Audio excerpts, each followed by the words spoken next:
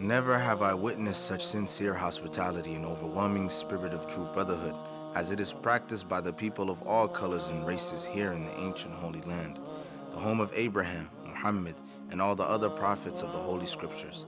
For the past week, I have been utterly speechless and spellbound by the graciousness I see displayed all around me by people of all colors. I have been blessed to visit the holy city of Mecca. I have made my 7 circuits around the Kaaba, led by a young mutawaf named Muhammad. I drank water from the well of Zamzam. I ran 7 times back and forth between the hills of Mount Safa and Marwa. I have prayed in the ancient city of Mina, and I have prayed on Mount Arafah. There were tens of thousands of pilgrims from all over the world. They were of all colors, from blue-eyed blondes to black-skinned Africans. But we were all participating in the same ritual, displaying a spirit of unity and brotherhood that my experiences in America had led me to believe never could exist between the white and the non-white. America needs to understand Islam, because this is the one religion that erases from its society the race problem. Throughout my travels in the Muslim world, I have met, talked to, and even eaten with people who in America would have been considered white. But the white attitude was removed from their minds by the religion of Islam. I have never before seen sincere and true brotherhood practiced by all colors together, irrespective of their color. You may be shocked by these words coming from me, but on this pilgrimage, what I have seen and experienced has forced me to rearrange much of my thought patterns previously held, and to toss aside some of my previous conclusions.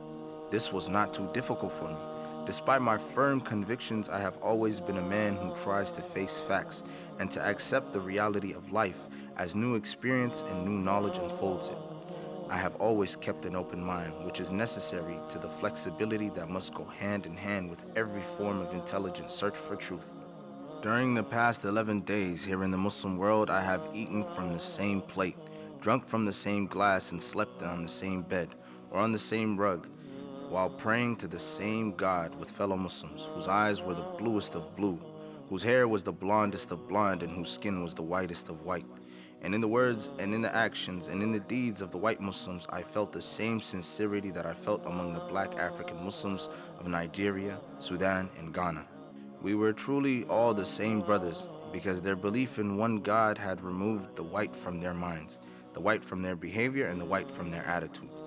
I could see from this that perhaps if white Americans could accept the oneness of God, then perhaps too they could accept in reality the oneness of man, and cease to measure and hinder and harm others in terms of their differences in color.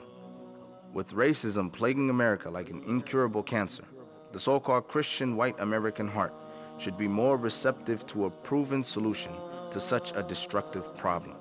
Perhaps it could be in time to save America from imminent disaster, the same destruction brought upon Germany by racism that eventually destroyed the Germans themselves. Each hour here in the Holy Land enables me to have greater spiritual insight into what is happening in America between black and white. The American Negro can never be blamed for his racial animosities. He is only reacting to 400 years of the conscious racism of the American whites.